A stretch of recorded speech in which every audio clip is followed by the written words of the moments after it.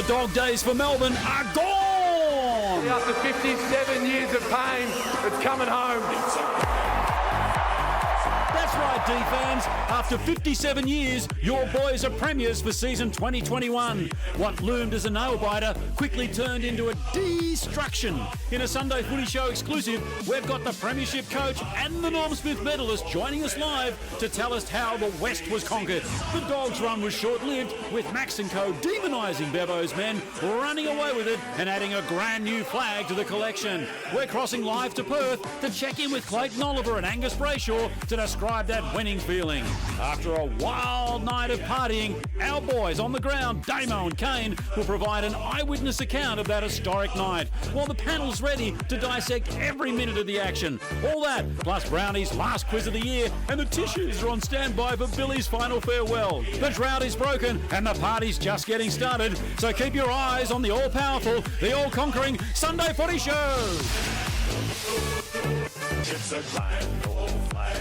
Very good morning, and well, Billy knows the words, and why wouldn't you give us a few bars? It's a grand old flag, it's a high-flying flag, it's the emblem for me and for you. It's the emblem of the team we love, the team of the red and the blue. Every heart beats true. Okay, all right, so there's Billy's rendition with nice backup vocals from Lauder. You were staying right out of that, weren't you? I was, Yeah. yes. Now, I don't want you guys to be inserting yourself in this premiership, but we have compiled a little list that we'll be getting to very shortly of the top 5 people who have inserted themselves in this premiership. And let's just say we're thankful it's our last show for the year and probably Billy's last show forever. So, hey, let's welcome the panel more formally. And Nathan Brown's here, of course. Thank you, TJ. Congratulations to Melbourne. When they look back in the history books, 74 points, they say this is a one-sided grand final. The Dogs led deep into the third term. It was a cracking grand final, but Melbourne too good in the end. OK, that was just an introduction, not so much an analysis of the whole game. Matthew Lloyd? TJ, great to be here. I'm so happy for them. My favourite show of the year is what state we see some of these players in the morning after. They're normally straight down the line, give us the party sort of regular answers. Tonight, this morning, we could get absolutely anything. Exactly. So they haven't got media departments sort of trying to restrict them. How are you feeling, big fella? I'm good. Well done to the D's. What a final series, Tone. Yeah. First game, 33 points. 83 points against the Cats and then 74 points grand final. And, too good. You know, I don't want to condone the breaking of the law or anything like that, but I suspect there were a few grand final parties around Victoria. I hope so. Last night, and could we blame them? No, not at all, Dan. No, exactly. Thank you. All right, let's head over to Perth, and these two guys have been doing a terrific job over there on the ground, Damo and Kano. To you first of all, Kane Corns. Hang on, we might have a late contender for inserting yourself in the premiership by the look of you. I'm in the spirit, TJ. I went down to the Rebel Sport a couple of days ago. I bought 2 scarves. I would wear one.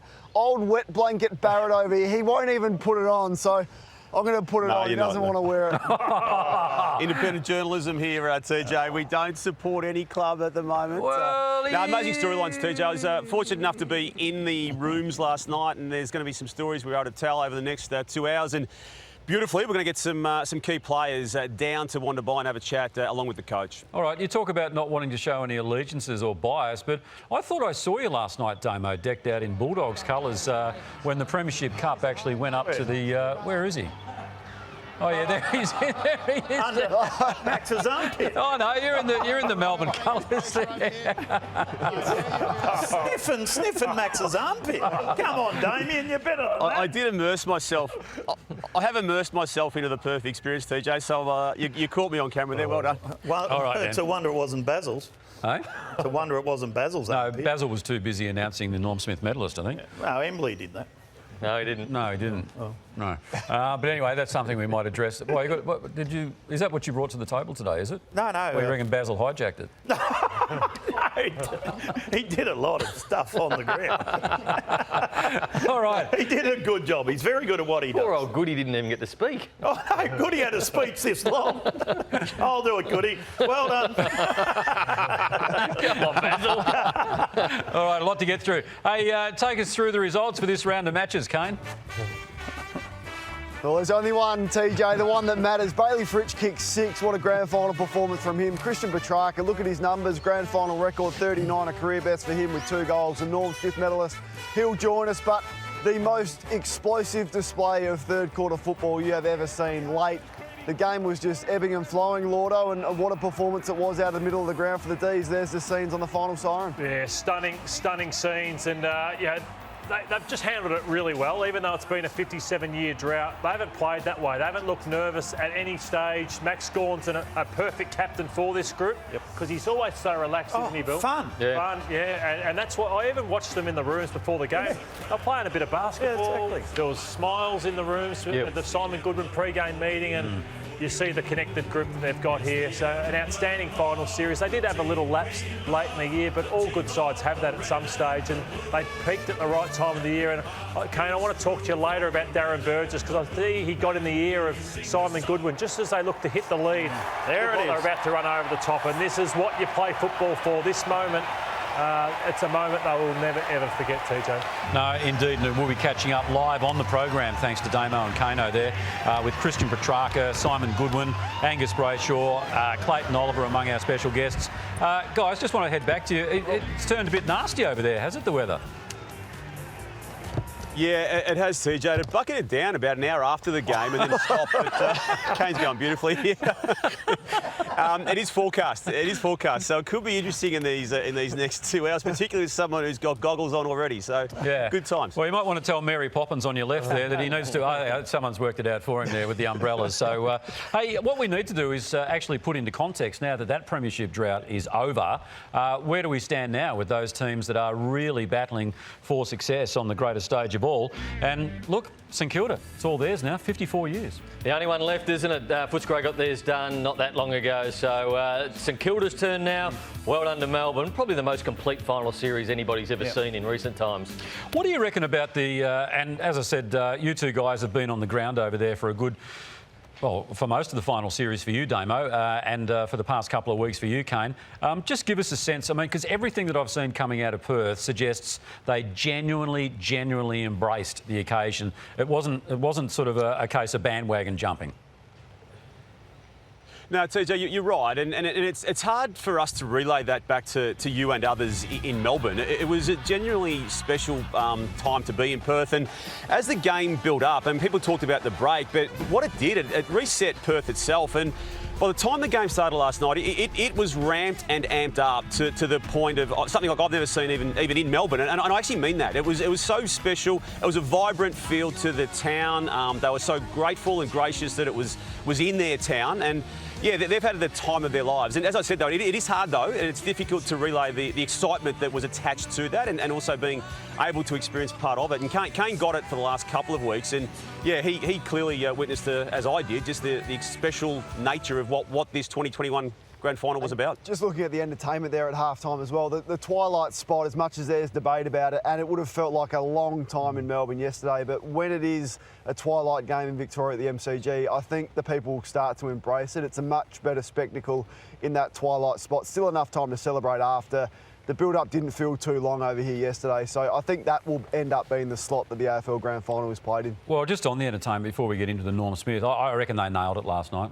There's not very often we sit here and say that they nailed the Grand Final entertainment, but Eskimo Joe, Birds of Tokyo, John Butler... Sorry? The Baker Boy. Yeah.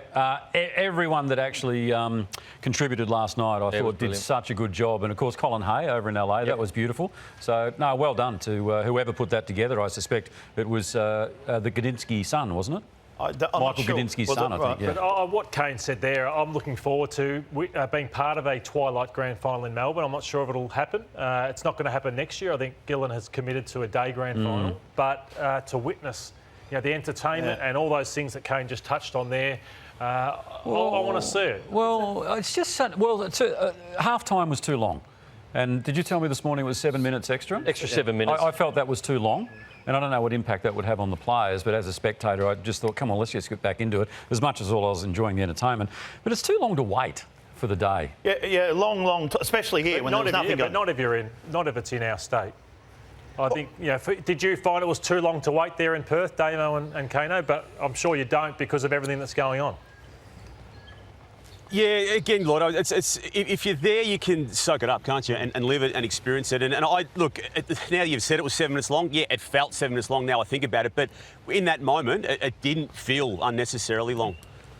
Norm Smith voting last night was Christian Petrarca's medal, as we know, 15 votes. But Bailey Fritsch kicked 6 goals, the most in 20 years in a grand final. Clayton Oliver, what a start he had. Christian Salem, I thought he was as clean as anybody when it was hot. And Caleb Daniel, 26 touches in the first half. Did Petrarca have 39 or 40 disposals? Well, he ticked over to 40 on champion data, and then they deducted one. So I don't know what they do. They go through everything. He might have got a possession, a tight one that somebody else got. But it was disappointing because he had the records with Simon Brownie, Black I think at Simon 39. Black rang in.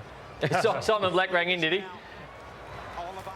That's what happened. He rang champion data and they quickly changed it and removed one stat from Christian Petrarca. Well, how powerful was it?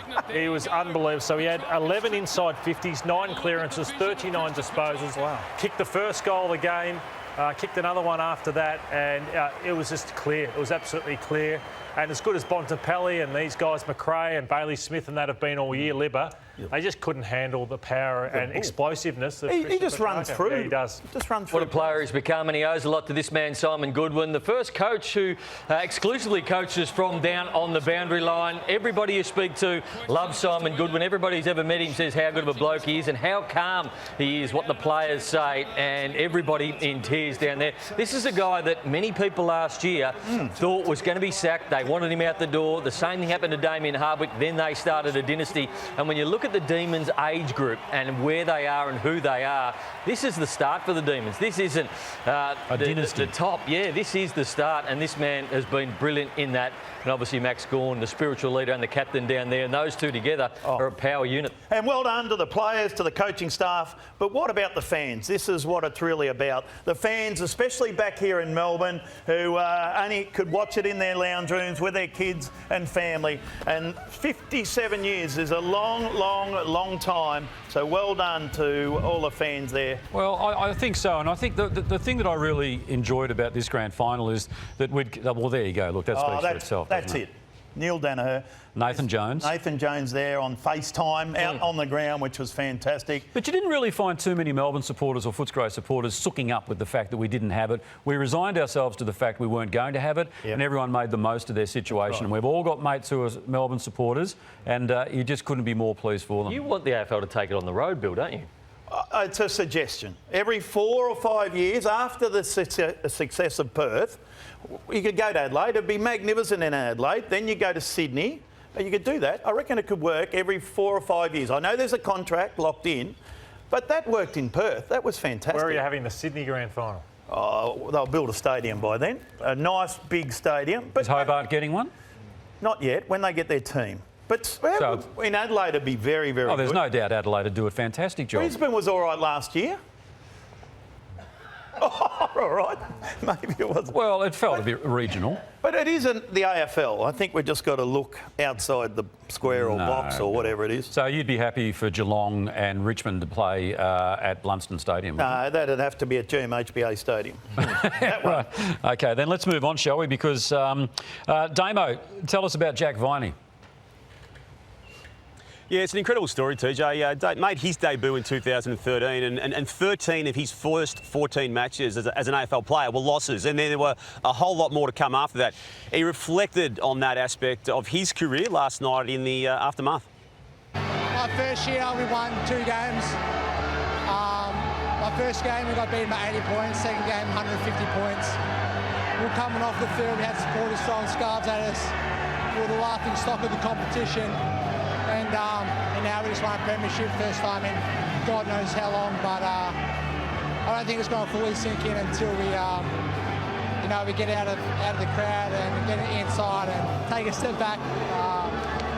Phenomenal. Yeah. What's amazing about that is Geelong were into him. He had a chance to maybe leave and go to the Cats. Clayton Oliver, even last year, there was people were writing. This time last year, he was meeting with the Carlton Football Club, that he met with Patrick Cripps about potentially joining Carlton. So Tom McDonald and Ben Brown, well. He was a cast-off.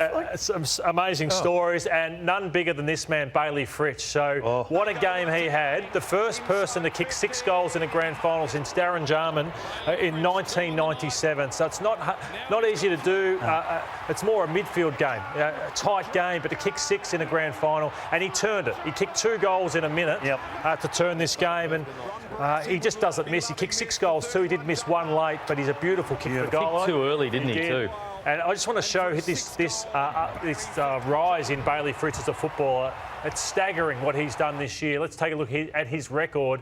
So 17 goals in 18, 20 goals in 9, only 22 goals last year. I know they were shortened games, but then he's jumped to 59 goals. Don't forget, when he came in, they started him at half-back. He started his career at half-back and then went forward. It's hard to kick 5 goals in a granny, isn't it, Lordo? Yes, Bill. Yeah. How'd you feel when he went past that 5? No, couldn't care less.